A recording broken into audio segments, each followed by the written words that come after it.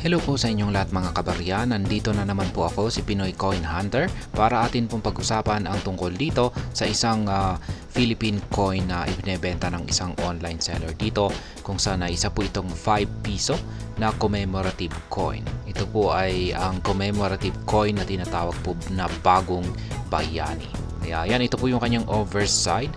Ayan, nakikita po natin dito, nakaukit ang mga ayan, Republika ng Pilipinas, bagong bayani at saka ayan, marami pong muka ng iba't ibang mga tao ayan, na naglalarawan po ng kung saan ay meron po silang iba't ibang mga profesyon. Kaya ayan, ito naman po yung kanyang reverse side. Ayan, 5 piso.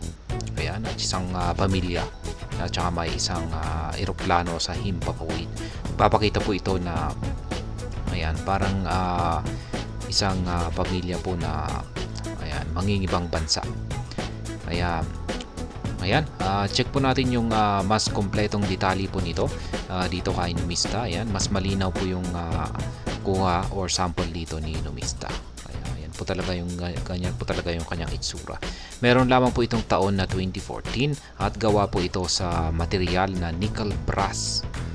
Ayan. Yung kanyang yan po yung mga nakaukit na detalye rito. Bagong bayani, 8 faces of workers, aircraft in the background. Ayan, yung mga nakasulat po rito ay ayan, mga bansa. Yung sa kanyang overside na ito ay mga bansa yung mga nandito. Ayan. Ayan po yung mga bansa, ang dami.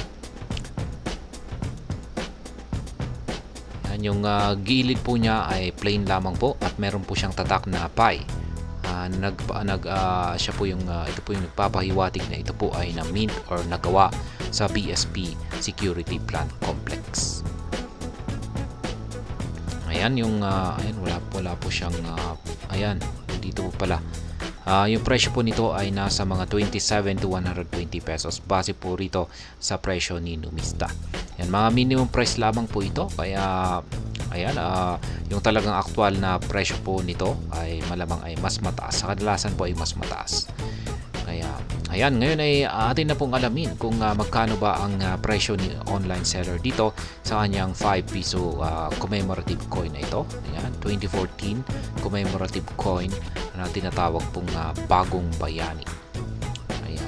Ayan, ito po ay kanyang ibinebenta sa halagang 150 pesos. Kaya ayan, nandito na rin yan.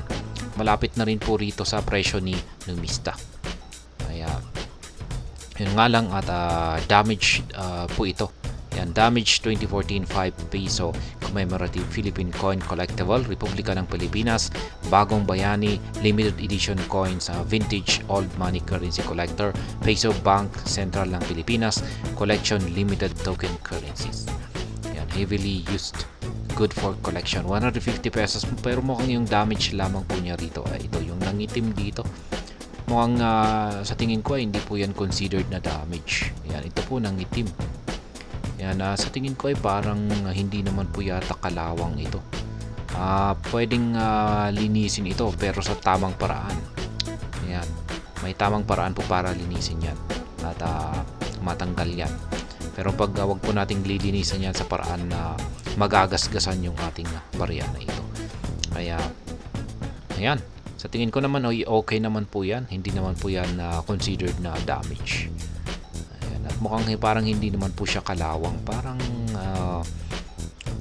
siguro parang liquid yata ito na nabuhusan lang siguro ng liquid na hindi natin alam. Kaya ayan pong muli ang kanyang 5 piso coin. Ayan, 2014 po ito na isang commemorative coin na tinatawag pong bagong bayani. Ito po ay kanyang ibinebenta sa halagang 150 pesos. Ayan, muli po nating pagmasdan. At hanggang dito na lamang po tayo sa video na ito mga kabarya. Sana po ay inyong nagustuhan ang aking paliwanag tungkol sa barya na ito. Marami pong salamat sa panonood. Ingat po tayo lagi at God bless po sa ating lahat.